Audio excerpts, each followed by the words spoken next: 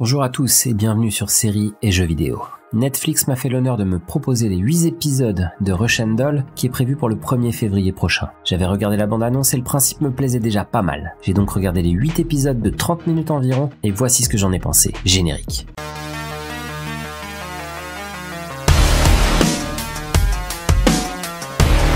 Imaginez-vous repartir en 1999 et devoir faire une critique de Sixième Sens, tout en évitant de spoiler ceux qui vous regardent. Voilà mon problème en ce qui concerne la prochaine série hors catégorie de Netflix, Rush and Doll. Le premier épisode débute sur les 3 coups du théâtre pour bien nous montrer que Natasha Lyonne va nous en mettre plein la vue. Le show commence et son aventure débute dans des toilettes face à elle-même. Ses amis ont décidé d'organiser une grosse fête pour son 36e anniversaire. Elle sort des toilettes en pressant la gâchette de la poignée qui est un revolver et hop, c'est parti pour les premières notes de Gotta Get Up de Retro H. Voilà comment débute le premier épisode de Rush and Doll et voilà comment on entre dans une aventure à la fois dingue, émouvante, torturée, mais toujours drôle avec un humour bien plus proche de Sex and the City que celui du film qui est la référence de cette histoire, Un jour sans fin. Générique.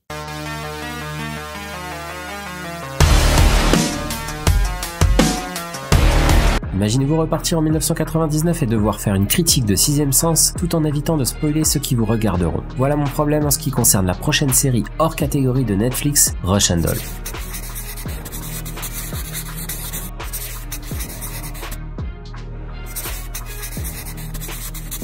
Je pense que vous l'aurez compris, le ressort de la série, créée par Natasha Lyonne, dirigée par Leslie Headland et produite par Amy Poehler, est de revivre encore et encore la même soirée avec comme reboot à chaque fois une mort violente et sans pitié. À chaque mort, Nadia repart donc dans ses toilettes en plein milieu de sa soirée d'anniversaire organisée par ses 2 amis complètement timbrés. Vous l'aurez remarqué, je ne parle depuis le début que de femmes. Natasha Lyonne nous propose donc une adaptation de la comédie de Bill Murray avec et par des femmes qui remettent à l'envers les bases de l'histoire du film de 93. Mais toi, Lucas, tu n'as certainement pas vu Un jour sans fin. Tu n'as aucune idée de ce qu'est le jour de la marmotte à Punxsutawney et tu ne sais pas qui est Phil Connors.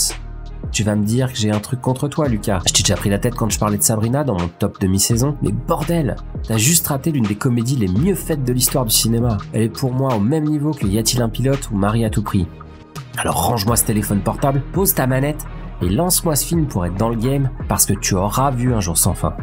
Bon, ça y est, Lucas nous a rattrapés, on peut reprendre. Attention par contre, on est en 2019 et les comédies d'aujourd'hui sur Netflix intègrent le fait qu'une soirée d'anniversaire peut se terminer avec 2 ou 3 personnes allongées à poil les unes sur les autres avec des accessoires étranges accrochés à des endroits encore plus étranges. Rush and Doll est une comédie pour adultes et elle le revendique régulièrement parce que les limites de la télé américaine sont régulièrement dépassées dans tous les sens du terme. Rien n'est politiquement correct, rien n'est dans le cadre des relations hétérosexuelles et rien n'est propre dans la vie de Nadia. Alors que Phil Connors essayait de séduire désespérément Rita, interprétée par Andie MacDowell, Nadia est capable de coucher avec le premier mec à peu près passable parce que c'est cool et juste parce qu'elle en a envie. On est dans Rush and Doll à des millions de kilomètres du puritanisme du personnage d'Andie MacDowell.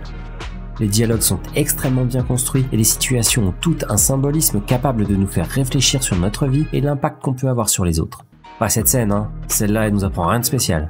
L'histoire met face à face Nadia et Alan dans cette aventure sans lendemain, mais en même temps avec de multiples aujourd'hui. Alan est l'opposé de Nadia, il a un comportement autistique et ne peut pas vivre sa journée sans maîtriser chaque seconde de sa vie. Leur relation va les mener vers une analyse profonde de leurs problèmes et peut-être découvrir la raison de cette boucle infinie qui touche Nadia. J'ai littéralement adoré cette série, j'ai adoré le jeu de Natasha Lyonne et son comportement qui est toujours dans l'excès, mais tout en essayant de se protéger des blessures de la vie.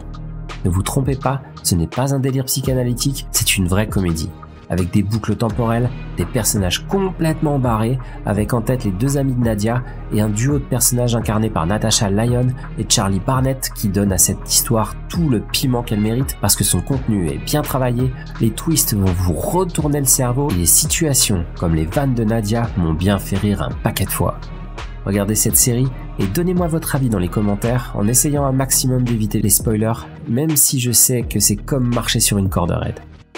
En tout cas, c'est pour moi la meilleure surprise de ce début d'année et je remercie Netflix de m'avoir proposé les épisodes à l'avance. Je regarderai la série une nouvelle fois avec un tout autre regard à partir du 1er février, qui est la date de sortie officielle sur Netflix. Merci d'avoir suivi cette vidéo. Quand vous aurez regardé la série à partir du 1er février, vous comprendrez pourquoi faire cette vidéo sans tout vous dévoiler était difficile. J'espère que ça vous a plu.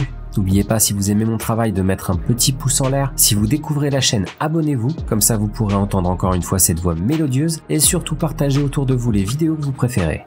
plus nombreux on sera, plus de contenu je pourrai vous proposer. Quoi qu'il arrive, Engrenage sur Canal+ arrive à grands pas. Cette série est selon moi la plus grosse réussite de la chaîne, donc vous aurez droit à ma critique très rapidement. Je vais devoir vous laisser parce que j'ai un peu de nettoyage à faire sur tous les murs après la soirée d'hier et j'ai des sous-vêtements à identifier dans le congélateur. En attendant, profitez bien, regardez des séries, jouez à volonté et je vous dis à très bientôt sur Séries et Jeux vidéo.